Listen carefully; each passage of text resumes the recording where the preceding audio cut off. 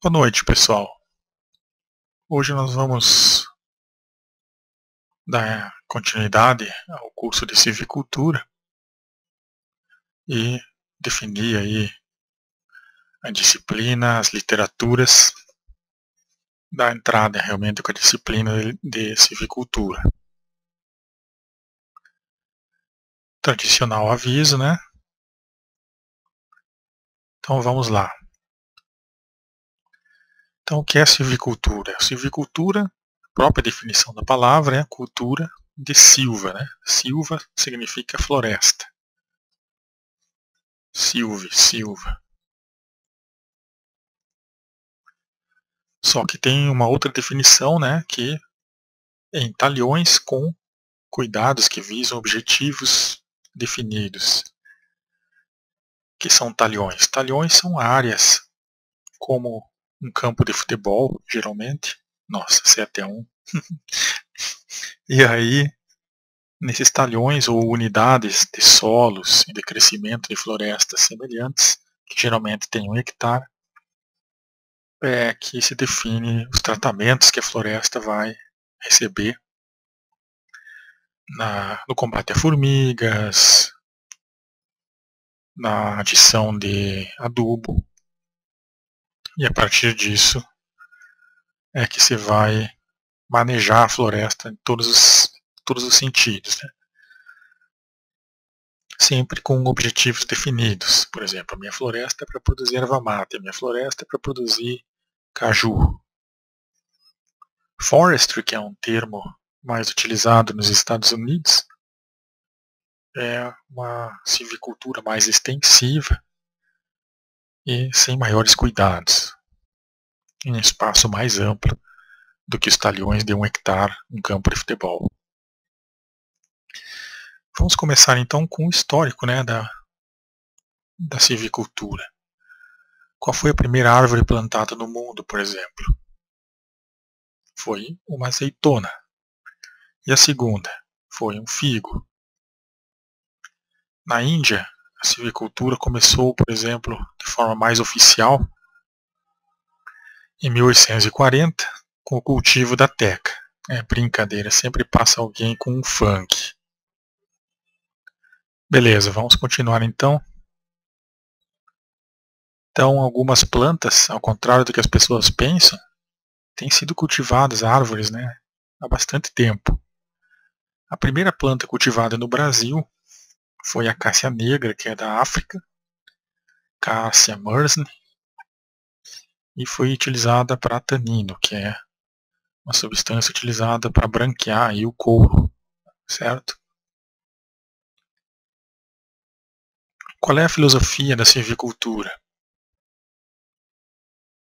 Existem algumas ideias em relação à monodominância, ou seja, uma floresta com uma única espécie, e também plantada num único ano, numa única estação. E variações, né, dos conceitos, né, de monodominância ou floresta depois mista com várias espécies e plantadas em diferentes anos ou inequiâneas. Então, nesse slide é mostrado aí quais são as variações dos conceitos mais básicos utilizados em silvicultura. E também o grau de dificuldade que existe para se fazer silvicultura em função desses tipos de florestas. Então, qual é que é a floresta mais fácil, teoricamente, de você conduzir, né? É uma floresta com uma única espécie plantada na mesma época, todas as árvores. Na outra ponta aqui, qual é a floresta mais difícil? Uma floresta com muitas espécies e elas plantadas em diferentes épocas no seu talhão. Muitas outras coisas podem acompanhar esse crescente aqui, por exemplo, o conhecimento necessário do silvicultor, às vezes os custos, né? Por aí vai. Então tem aí, às vezes, algumas coisas engraçadas, né? Por exemplo, esse slide mostra o quê? Créditos aí ao autor, o Vigo, no SlideShare ele postou esse slide, essa apresentação, na qual também eu baseio um pouco as minhas aulas aqui. Silvicultura é como a seleção brasileira. Você tem que fazer um bom planejamento, como fez a seleção alemã, certo? Então não é uma coisa de 5 minutos que você vai resolver um plantio de floresta. Aproveitar hoje, né, o 7-1 para a gente começar a falar umas coisas aí sobre organização. O silvicultor ele tem que ser uma pessoa que tenha organização. Desde antes de plantar a floresta, tem que estar tudo bem planejado. E só ainda ele tem que estar preparado para corrigir os defeitos. Não é uma coisa que você vai resolver em pouco tempo, caso der problemas. E também existe outra coisa que é como tratar as plantas, as árvores no caso, né? Não é, as plantas elas não costumam obedecer muito bem as pessoas, né? Então geralmente a gente vai ter que nos adequar aí ao que os solos, a floresta já existente, nos permite fazer. Então não existe milagre em silvicultura.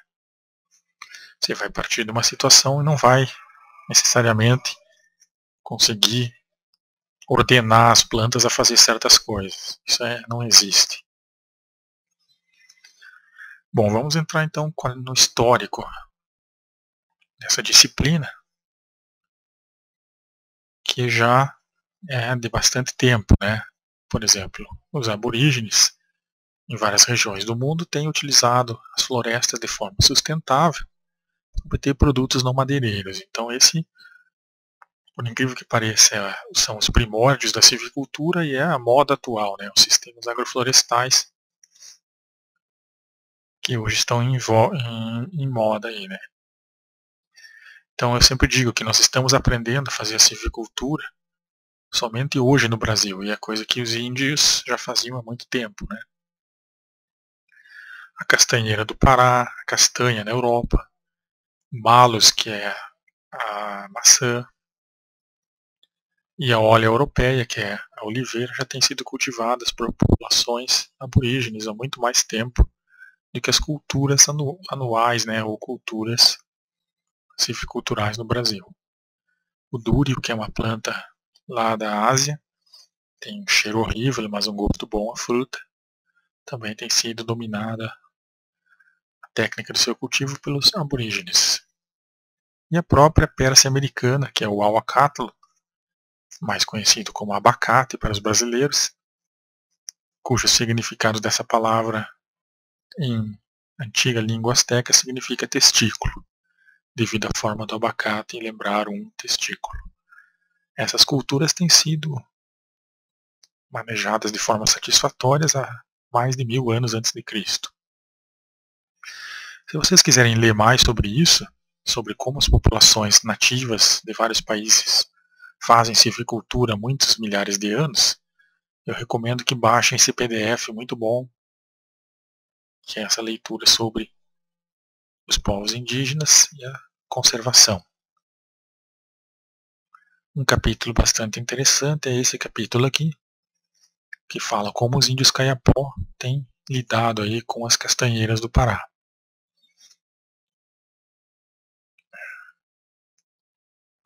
Vocês podem ler aí sobre a castanheira depois e aprender um pouco mais sobre como os índios têm ajudado não só a preservar a árvore em pé, como também a disseminar, né, as sementes da castanha perto das trilhas.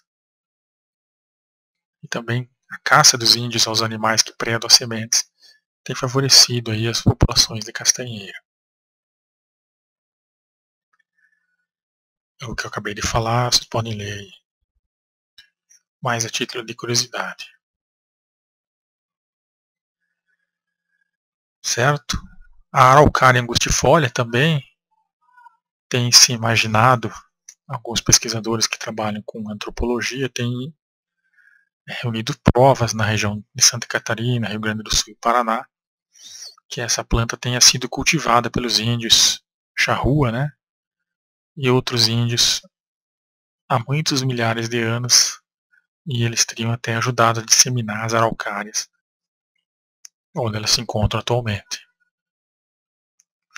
Então, uma dica já que fica, uma conclusão, é que nós devemos, se quisermos conhecer como lidar com certas plantas, se não tivermos nenhuma base, nós devemos recorrer às populações indígenas. Eles conhecem o manejo de muitas plantas que o silvicultor pode não dominar. E esse domínio dos índios ele tem ocasionado problemas, né, para algumas pessoas que veem as plantas somente como potencial madeireiro. Isso, por incrível que pareça, tem originado aí no Brasil um novo tipo de racismo, o racismo ambiental, que é as pessoas que atacam os índios que deixam a madeira em pé, pois eles querem o óleo e a castanha, e não a madeira. Se vocês quiserem ler sobre a araucária, né, eu recomendo que leiam os trabalhos do Hermann Berlin, que tem tentado reconstruir essa parceria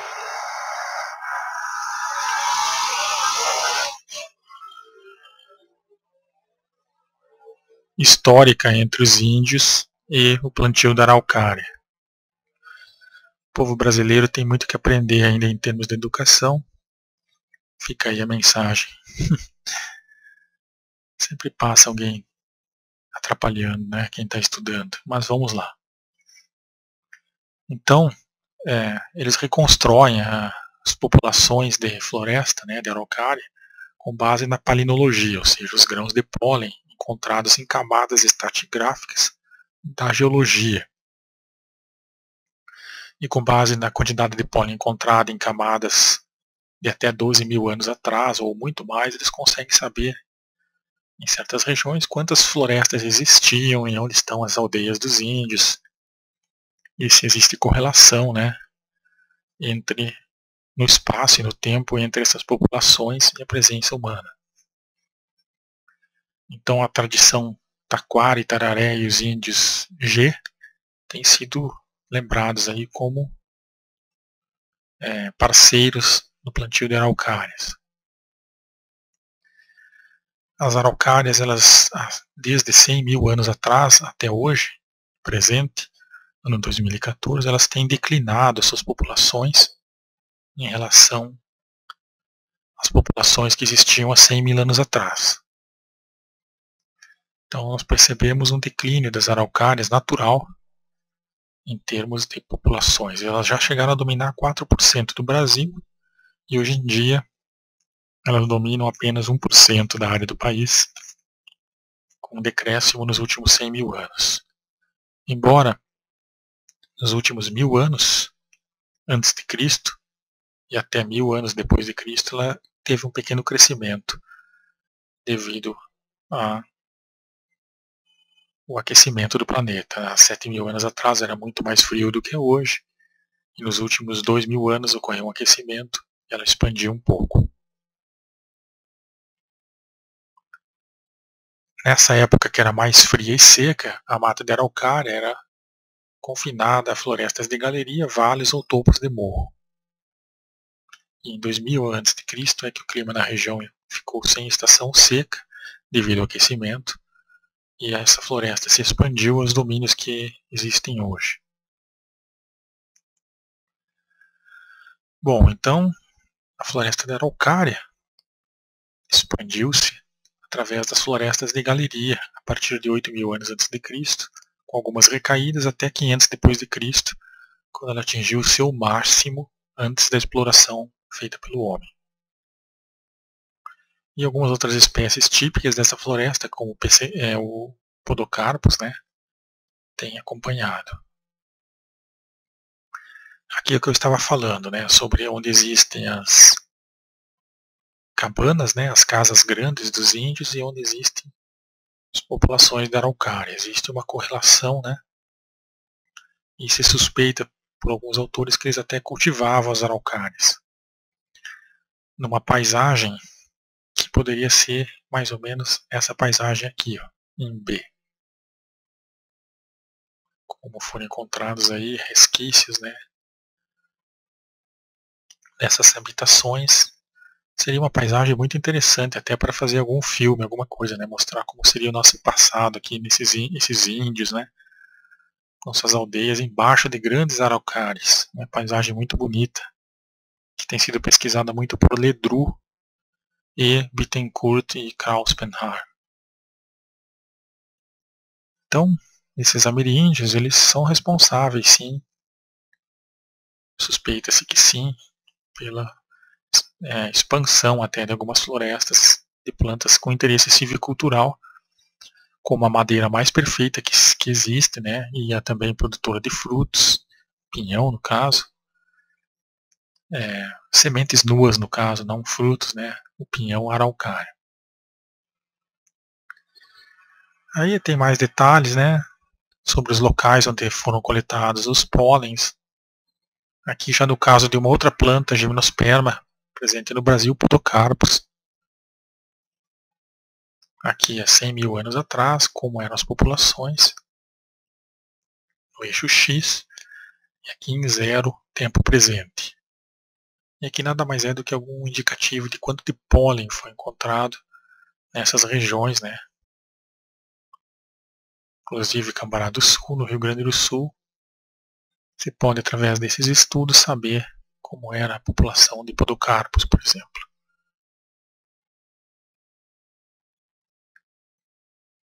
Então o ser humano ele tem interagido aí com as árvores, se suspeita na América Latina desde o Holoceno, com as queimas controladas, a limpeza e a regeneração de framboesas também.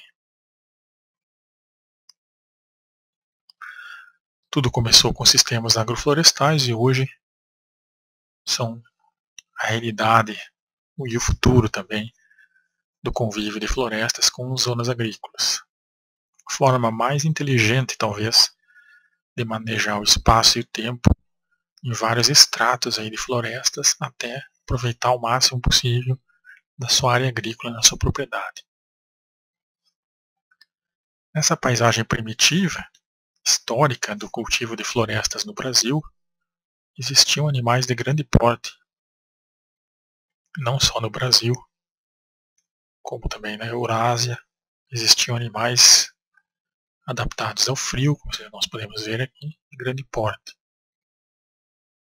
E eles faziam com que a paisagem aqui na região, na América Latina no caso, fosse uma paisagem mais campestre do que é hoje. Então as florestas também elas têm crescido nos últimos 10, 15 mil anos no Brasil, em função do desaparecimento, a caça desses animais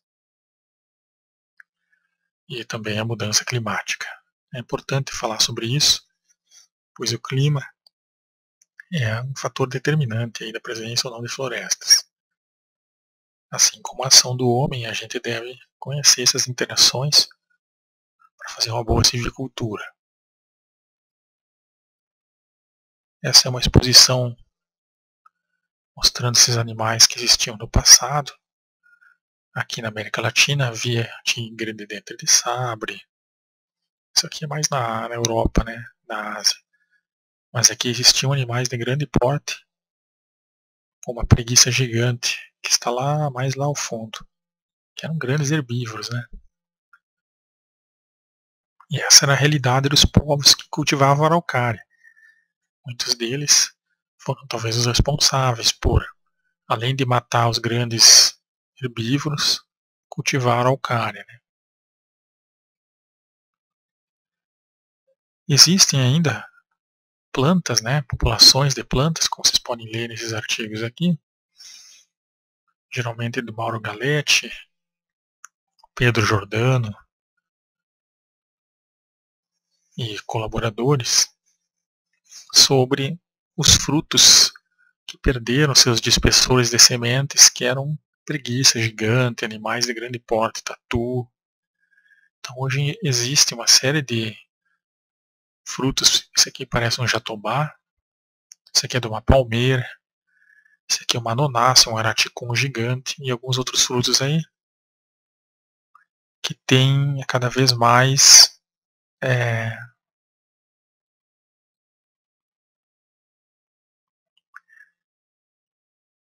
sido levados agora, né, à extinção aí dos grandes dispersores, e essas plantas, hoje em dia, elas estão sobrevivendo graças ao cultivo, né?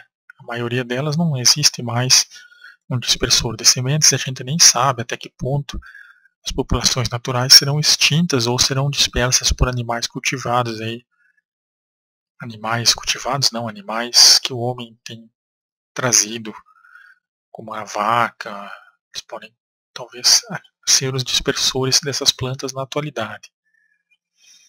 Isso na região pantaneira é muito comum a presença dessas culturas, cujos dispersores da megafauna desapareceram e hoje em dia são desafios civiculturais aí, e também na preservação dessas plantas, né? Essas plantas atualmente não têm como serem dispersas as sementes.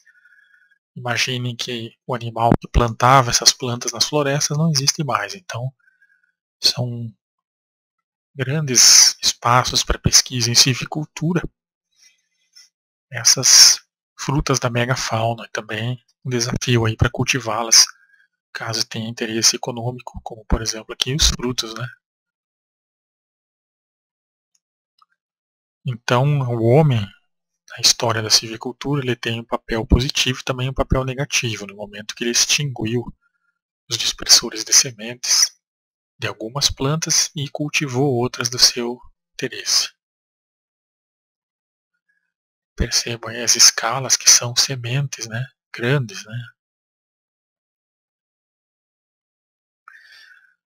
Notavelmente tem a bala de canhão, Coroupita, uma Lecitidaceae, família da sapucaia, chamada abricó de macaco, que é uma planta muito bonita, na verdade, que tem sido utilizada aí em arborização urbana, que também é um relicto dessa época. E outras aí que a gente pode ver comparativo com um prato, tamanho que atinge esses frutos. Aqui tem algumas plantas utilizadas ainda pelos índios, né, só para citar exemplos. E alguns sistemas agroflorestais, agrossilvipastoris, no caso, né, combinações que vão ser abordadas mais adiante, mais ao final do nosso curso, que são sistemas agroflorestais. Por exemplo, a tendência atual é a utilização máxima do espaço e a garantia de vários produtos. Então, em vez de você só ter a madeira, apostar só na madeira, você aposta no mel, você aposta no gado, aposta na pastagem, aposta na madeira. Então, sistemas agro-silvipastoris, agroflorestais, são coisas históricas da silvicultura e que agora ganharam novamente importância devido à sua capacidade de resiliência econômica e aproveitamento do espaço. Mas, volto a dizer, consistem o mais antigo tipo de cultivo feito pelo homem. Algumas plantas têm interesse ornamental, como essa que tem uma brotação da cor da terra, né, que é muito utilizada nesse sistema aqui chamado suledo. E por aí vai, esse livro é muito interessante, ainda estou falando, né, de sistemas aí utilizados pelo homem, cultivo de plantas medicinais, histórico da silvicultura, como começou a silvicultura, né? Essa parte mais primitiva da história da América do Sul e do mundo, ela é pouco documentada, como nos diz aqui o Eduardo Bueno, Peninha, que é um autor bom aí para você ler sobre como funcionou a América Latina até o ano 1000, a partir do ano 1500, né? E a pré-história também da América Latina, ele tem alguns livros interessantes falando sobre como teria sido o passado da nossa América Latina desde muitos milhares de anos antes de Cristo. E ele gosta muito daquela época do descobrimento do Brasil, séculos perdidos. Alguns sistemas na África, agroflorestais, eles enfatizam a produção de produtos pouco usuais, né, como por exemplo borboletas, As mulheres elas cultivam plantas que dão flores para cultivar borboletas e vender as borboletas para os turistas. Então tem coisas bastante diversas aí, né? Falando um pouco da Europa, né? Como começou a silvicultura na Europa? Começou na Irlanda, no ano 8000 a.C., quando retiraram a madeira para fazer barcos. A história de Roma também é interessante lembrar que Roma, como uma potência naval e guerreira, nos seus 1000 primeiros anos de história, dizimou metade das florestas que existiam na Europa. Poucas pessoas falam nisso nas aulas de história. Eu gosto muito de história, por isso que eu falo essas coisas nas outras aulas também. Então,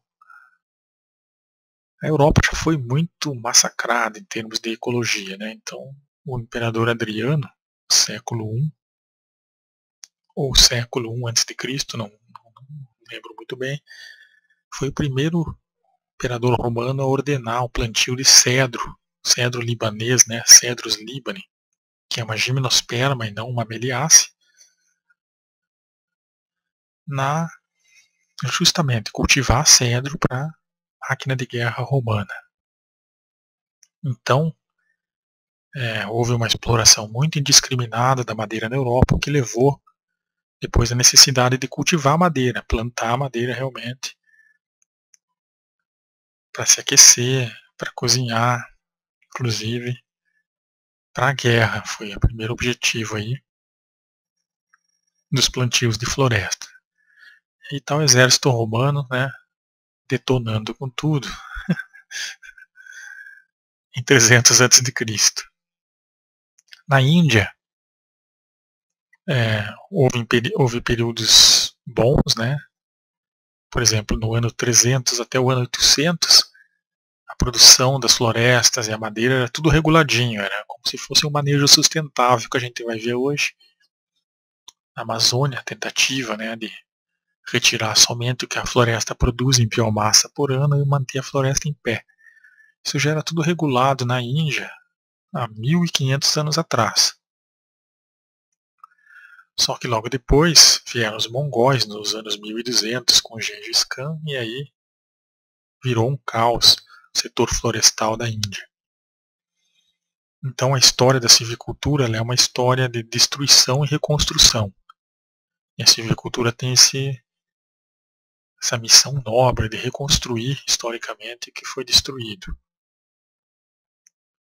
Então, quando a gente fala em silvicultura, nossa, as pessoas vão vir aqui plantar pinos, eucalipto, em vez de... Tudo bem, as florestas nativas elas devem ser priorizadas na silvicultura, mas é graças aos plantios que existem que não se está desfazendo o papel com a floresta nativa, né? Então a gente tem que tratar o silvicultor como um tipo de pessoa que trabalha também com conservação, que é uma ideia que é um pouco distanciada do silvicultor. Então, a mesma coisa aconteceu no Japão. Tá? No ano 1200, na época dos samurais, na época que Kyoto era a capital do Japão, o setor florestal existia, todo regulado a produção de madeira, até o ano 1700, quando acabou a madeira praticamente no Japão. E o Japão tem uma história muito legal com as árvores, né? Eles têm hoje em dia um respeito muito grande com as árvores, justamente pela falta que ocorreu de árvores nos anos 1700. E nessa época dos anos 1200, os imperadores eles até tinham pessoas para registrar quando as árvores floresciam, as cerejeiras no caso. Então é uma época muito bonita da história, com uma preocupação aí com as árvores, que depois se perdeu e agora voltou a existir. E eles têm uma grande preocupação também, né, em fazer templos e casas de qualidade, até às vezes sem usar pregos, né. Bom, chegamos à Idade Média na Europa, então a história da silvicultura passa muito pela história da civilização, né? Na Europa, quem tinha dinheiro é quem possuía as florestas, e as florestas, muitas delas, como a floresta de Sherwood, que é a época do Robin Hood lá na Inglaterra, eram florestas preservadas pois os nobres queriam caçar. Então eles só não derrubaram tudo porque eles queriam caçar. Então tem tudo isso na história da silvicultura. Às vezes, quando eles não queriam destruir tudo, mas precisavam de madeira, eles faziam o que se chama cópice, que é o corte e rebrota, né, das florestas. Então foi nessa época que surgiu, que hoje é chamado de talhadia, né? O corte raso também surgiu nessa época. Fazer rotações de cultura, deixar o solo descansar, tudo surgiu nessa época. Essas iluminuras são do livro das horas, do Duque de Berry. Um livro bastante interessante da Idade Média, dos anos 1300, 1400, que conta como era a agricultura, né? Vocês podem ver que tem os calendários aqui, né? O zodíaco, as estações e o que era feito em termos de agricultura na Europa medieval. Procurem aí mecanismos de busca, o livro das horas do Duque de Berry. Se não me falha a memória, vocês vão encontrar toda a história escrita na época mesmo em que aconteceu a silvicultura medieval. Mas foi na época das perucas, com Hans Carl von Carlowitz, que surgiu a ideia da silvicultura sustentável. Então, esse autor escreveu um livro chamado Silvicultura Econômica, ou na época agora do 7-1, Onderhausen Nachrichten Naturmärchen, e aí por aí vai, que é esse livro aí. Foi um dos primeiros livros falando sobre sustentabilidade de florestas, o conceito de você remover só aquilo que a floresta produziu. Depois nós temos aí algumas frases célebres que vocês podem ler do Carlowitz. Já a ideia aí dos anos 1600, que agora recentemente está sendo aplicado na Amazônia. A floresta sustentável ou manejo sustentável.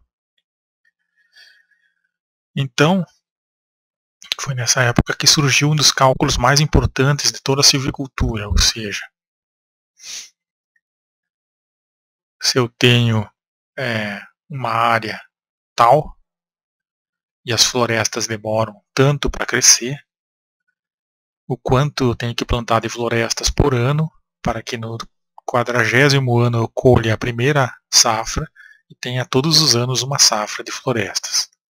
Então esse é o cálculo aí que está aí embaixo, vocês podem ver aí, né, como isso funciona. Isso nada mais é do que você tem que ter uma área grande para plantar florestas. Essa é a moral da história. Se você tem uma floresta que demora muito para crescer, você vai estar plantando a sua 15ª, 25ª porção de 1 hectare de floresta no ano que vai colher a sua primeira. Então, a moral da história é que para plantar florestas exige uma boa quantidade de terra, um bom investimento em médio e longo prazo. Por isso que a silvicultura atualmente no Brasil ela é considerada como uma aposentadoria para muitas pessoas, que à medida que vão aplicando esse dinheiro como uma espécie de poupança mesmo. Então eu só posso abater na floresta uma quantidade X de hectares que ela vai regenerar, né, ao longo dos anos. Se eu abater mais e não tiver terra suficiente para plantar, eu vou ficar sem rendas em alguns anos, pois a floresta demora mais para crescer do que o meu consumo. Bom, quando que nasceu a silvicultura moderna? Surgiu na Alemanha, né? De novo, falando da Alemanha aqui, nós vamos falar muito de Alemanha.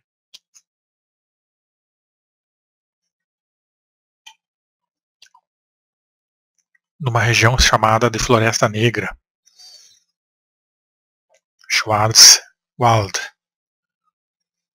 Essa região fica perto de Freiburg, que é onde tem uma das escolas mais importantes de floresta na Alemanha.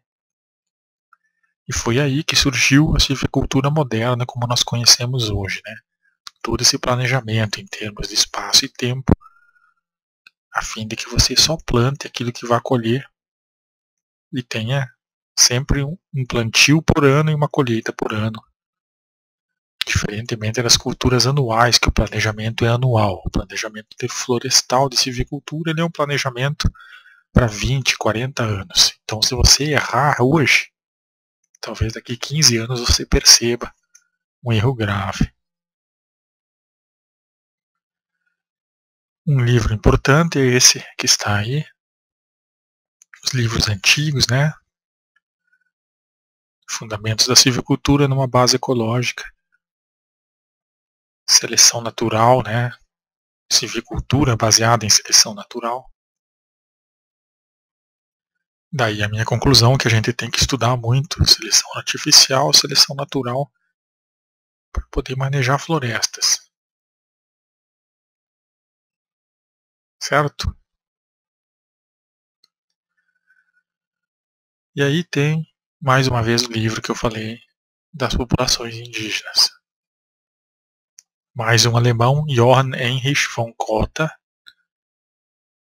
escreveu esse livro, Anweisung zum Waldbau. Que dia para falar sobre isso? Conselhos silviculturais. Então, é um livro mais filosófico do que técnico e tem algumas coisas bastante interessantes, né? Justamente sobre isso, sobre os livros, sobre a prática e sobre a teoria na silvicultura. A conclusão de von Cotta é que nós devemos, como silvicultores, sermos ousados, né? Geralmente quem pratica muito a silvicultura escreve pouco, e quem escreve muito pratica pouco. Bom, silvicultura é o que eu tenho um balanço aí, né? Outras filosofias importantes para nós introduzirmos o assunto, né? Por que é difícil entender floresta? Por que demora entender florestas? Porque elas são demoradas, certo? Não é brincadeira, é sério na verdade isso. Uma pesquisa em milho, aveia, em um ano você faz a pesquisa. Uma pesquisa com araucária, você vai ter que esperar muito tempo para colher os resultados. Por isso que é difícil trabalhar com florestas. Outras problemáticas que nós temos no Brasil, a diversidade é grande, não só de espécies como de sítios. Tá? E aqui o que eu estava falando, tem que haver um balanço aí entre prática e teoria. Muito importante é que a silvicultura não trata de árvores isoladas. Geralmente quando você planta uma cultura de milho ou de soja, o que acontece com uma planta, geralmente acontece com a planta vizinha. Já nas árvores, existe uma dependência muito grande do espaço, ou seja, quem que é a vizinhança? A minha vizinhança está atuando a favor da minha floresta ou contra a minha floresta. Então você vai trabalhar a floresta como um todo. Se você plantar a floresta e deixar que ela se vire sozinha, não vai funcionar. Você vai ter que fazer interferência na floresta, notavelmente a desrama, né? Que é a liberação de espaço para uma única árvore crescer, e o desbaste, que é a liberação de espaço para que árvores não tenham tanta competição com as árvores vizinhas. Agora vai passar a polícia, é brincadeira isso, viu? Então nós estamos tratando de um assunto que é um assunto que exige bastante atenção no espaço e no tempo, certo? Se você não planejar no espaço e no tempo o que acontecerá com o conjunto de árvores, você vai ter uma floresta que pode ficar assim, ó, por algum fator que você não considerou. Você vai ter isso aqui como resultado. Aí você imagina, sei lá, se for para fazer alguma coisa como a roda, essa tua floresta é válida. Agora para produzir madeira não. Aqui tem outros livros interessantes, muita literatura alemã aí, né? Tradução aqui é Observações do Movimento e Função da Seiva nas Plantas e um etc, que é a tradução disso aqui. E vários livros aí, se alguém tiver a fim de estudar alemão, já pode começar agora. Bom, falando agora onde podemos estudar silvicultura fora do Brasil. Onde será, hein, que é bom estudar silvicultura fora do nosso país? Acertaram mais uma vez. Na Alemanha, país organizado e desenvolvido, existem cerca de 200 escolas onde você pode estudar silvicultura. No Brasil, se não me falha a memória, existem só 12. Então, comparando com a Alemanha, nós temos um longo caminho a percorrer para cuidar das nossas florestas. E lembrem que a Alemanha é muito menor que o Brasil e tem muito mais universidades e cursos de silvicultura. Fica aqui então uma forma até de protesto para o governo brasileiro investir mais nas suas florestas, em escolas para cuidar das florestas. Os pontos vermelhos e pretos, notavelmente os pontos vermelhos, indicam as melhores escolas da Alemanha. Como ali está muito pequeno, eu vou mencionar algumas, né? Freiburg é a principal no caso. Na Inglaterra também você pode estudar silvicultura fora do Brasil. Silvicultura tropical.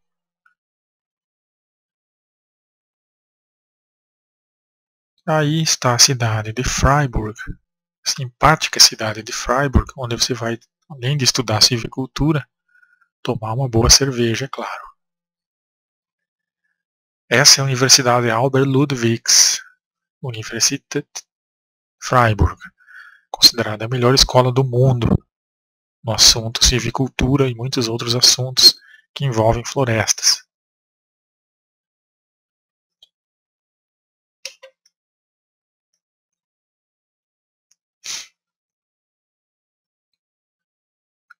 Mais de 200 anos em tradição no estudo de florestas.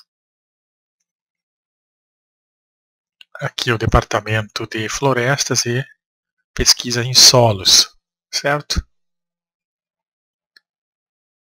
E alguns professores famosos aí desses institutos. Aqui já é uma outra universidade, é a Universidade da Cultura de Solos de Viena, que também é uma instituição famosa em nível mundial, mas em relação a solos florestais, né?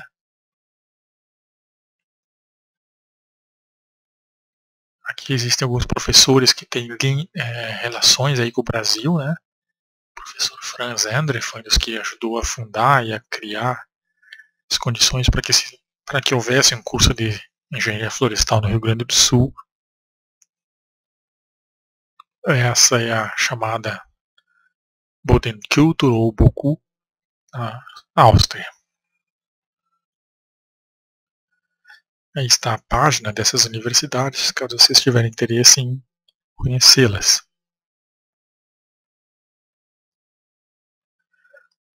Aqui o Sterba, que é um professor que trabalhou muito com medição de florestas.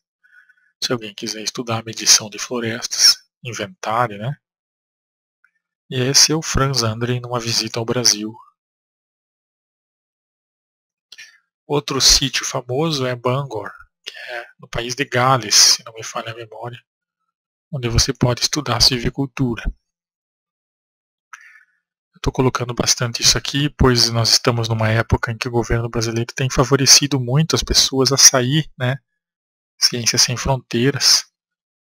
Então, se alguém quiser sair, eu estou recomendando aí algumas universidades onde silvicultura é forte para estudar silvicultura, para o pessoal da engenharia florestal. Oslo é a Universidade Estadual do Oregon, lugar muito bonito também. Vocês vão conhecer as florestas ali logo abaixo de sequoias. Aí tem uma outra universidade, Bangor, né? E no Brasil? Onde eu poderia estudar silvicultura no Brasil? Como eu falei, o Brasil tem mais de 10 instituições onde existe a disciplina de silvicultura nos cursos de engenharia florestal. Começando pela região centro-oeste do Brasil, você vai poder estudar silvicultura nessas universidades que estão em azul, e eu coloquei um asterisco nas universidades que são consideradas as melhores aí, né, do Brasil na área de silvicultura, ou como universidades de um modo geral. Aqui nós estamos na região nordeste, e aí se aplica o mesmo conceito. Região norte, região sudeste, onde está a Universidade Federal de Viçosa, foi a primeira universidade federal do Brasil que teve o curso de engenharia florestal. Na região sul, temos 3 universidades mais conceituadas aí, onde o ensino da silvicultura é bastante conhecido. Aqui tem alguns currículos que vocês podem ver aí. Alguns professores que tratam dessas disciplinas e também de manejo florestal. E é claro, vocês vão aprender aqui um pouco sobre silvicultura cursando a disciplina. Onde eu posso ler sobre silvicultura? Eu quero ler. Tá? Nós, no Brasil, temos uma das silviculturas mais ricas de todo o planeta, devido à nossa biodiversidade e à história também do eucalipto, que a gente vai falar mais adiante. O Brasil é um país onde a pesquisa no eucalipto, que é uma cultura que veio da Austrália, ela é tão conceituada ou até mais conceituada. As descobertas científicas feitas no Brasil com eucaliptos estão no mesmo nível do que na Austrália, onde o eucalipto é a planta nativa. Tá? Tem certas polêmicas também sobre essas florestas com plantas exóticas. Seria um deserto verde? Eu tenho a seguinte opinião: num mundo onde tudo está sendo destruído, qualquer coisa verde é melhor do que não ter nada. Então, sou otimista e acho que as florestas, mesmo plantadas de eucalipto, que não é uma planta nativa no Brasil, elas desempenham uma função ecológica melhor do que você fazer queimadas ou ter grama somente, como acontece em muitas regiões do Brasil. O pior de tudo é ter só grama e as pessoas ainda queimar, né? Podem ver que hoje eu não estou muito bem humorado. Mas vamos lá, qual é a grande questão da silvicultura no Brasil? E também a silvicultura de modo geral. Qual é a grande questão? Qual é o ponto central dessa disciplina? É o que eu vou plantar e aonde eu vou plantar. Com base sempre num objetivo de produzir uma floresta para um determinado fim. Tá? Então, por exemplo, no Rio Grande do Sul tem se plantado eucaliptos para produção de madeira, para cercas, para laminação e produção de papel. E quais espécies? As espécies tolerantes ao frio. Né? Eu tenho que plantar no frio, eu não tenho escolha como gaúcho. É frio. Né? Já em São Paulo, Mato Grosso do Sul e Mato Grosso, a realidade é outra, então eu posso escolher outras espécies. Essa é uma das primeiras grandes leis da silvicultura. Eu vou ter um lugar onde eu vou querer fazer silvicultura, por exemplo, vai ser no Rio Grande do Sul ou vai ser em Pará. Eu não posso tirar o Pará do lugar para ficar mais frio, e eu não posso tirar o Rio Grande do Sul do lugar para chover mais. Então, como eu não tenho como mudar o lugar do estado, eu tenho que trazer uma espécie que se adeque ao lugar. Ou uma espécie nativa de preferência, né? Então a grande dica é, se você quer plantar uma árvore para produzir algum produto, você opte pelas plantas que já estão adaptadas à região. Parece chover no molhado, mas tem muita gente que não faz isso e se dá muito mal na linguagem popular, o plantio de florestas.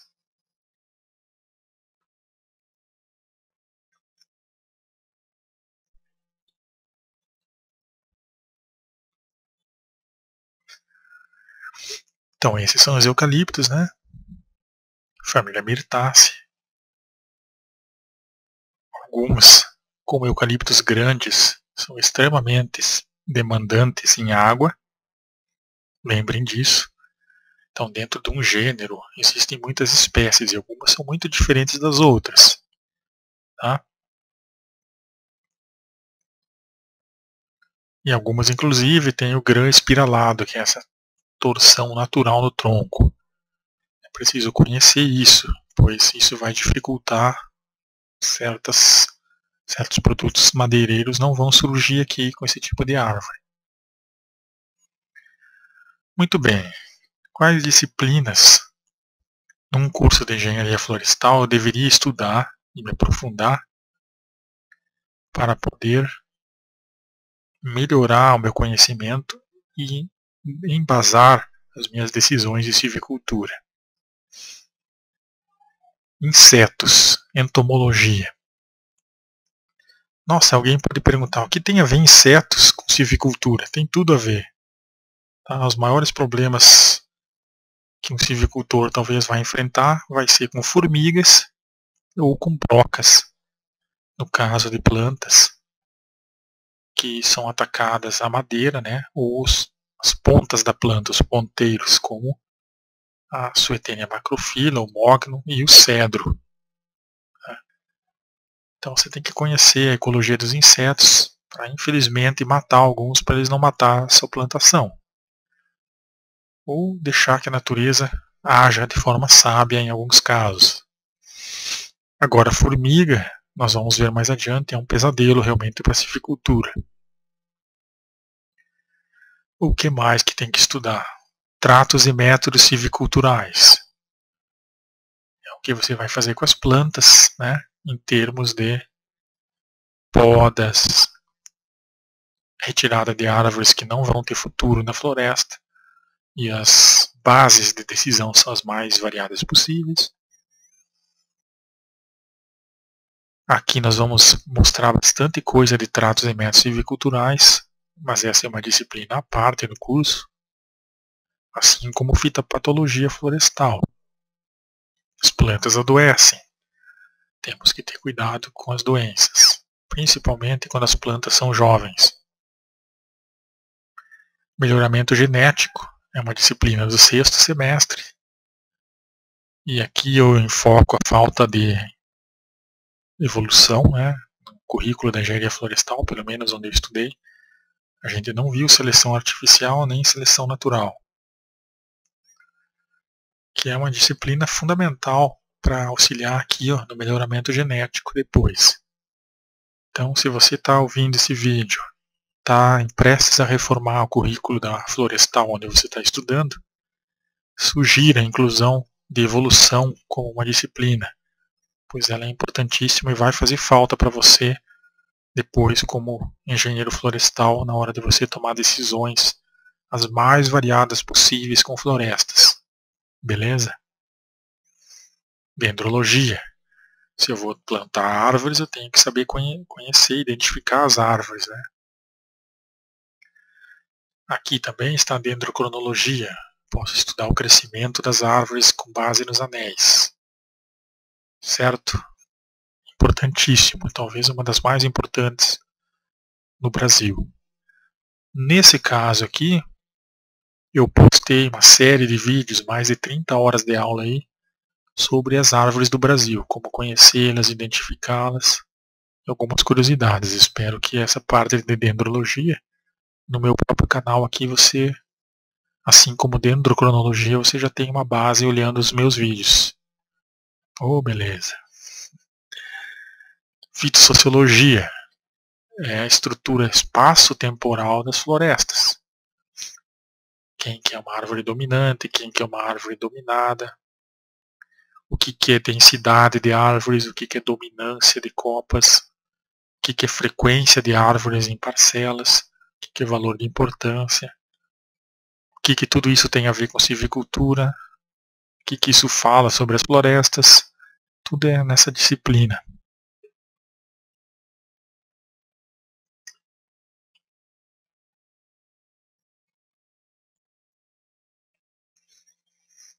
Ecologia florestal. No curso de engenharia florestal é uma ecologia mais voltada realmente à silvicultura e ao manejo.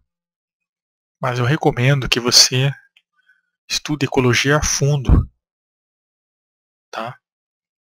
Tente entender não só fatores isolados, né? Vou estudar o que é um solo arenoso, o que é um clima AF, AW. Tente estudar a evolução, principalmente, aplicada na ecologia. Tente entender o que as populações de herbívoros, de insetos, quais são as suas interações com a floresta. Seres vivos, né? Pássaros. Na realidade, ecologia é estudo para a vida inteira, mas tente se aprofundar e ser um bom observador das florestas, pois essas disciplinas durante o curso de engenharia florestal elas passam muito rápido e a gente não tem tempo. Isso aqui é uma coisa que você tem que estudar a sua vida inteira, paralelamente ao curso, para entender as florestas. Fisiologia, mesma coisa. Você não pode cultivar árvores sem entender a sua fisiologia.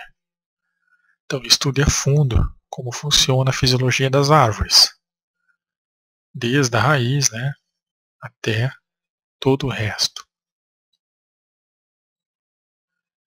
Essa disciplina, no Rio Grande do Sul, quando eu cursei engenharia florestal, ela praticamente não existia assim como disciplina, mas em outras regiões do Brasil, se você for fazer silvicultura em Goiás, por exemplo, você tem que saber muito o que acontece aqui.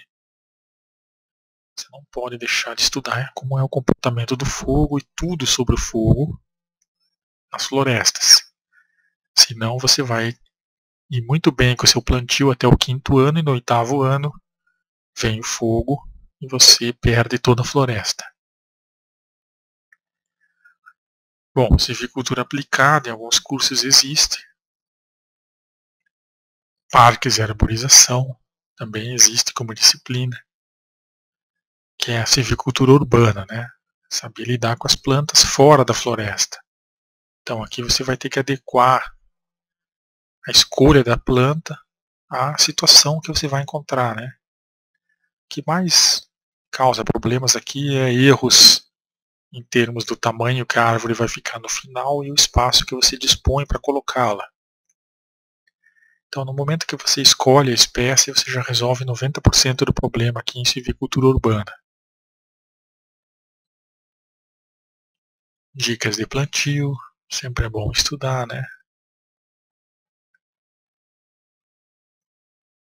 E aqui um desafio, né? Por exemplo, se eu tiver que lecionar silvicultura ou entender silvicultura, sendo que eu não tive todas essas disciplinas, como que eu vou fazer como aluno, né?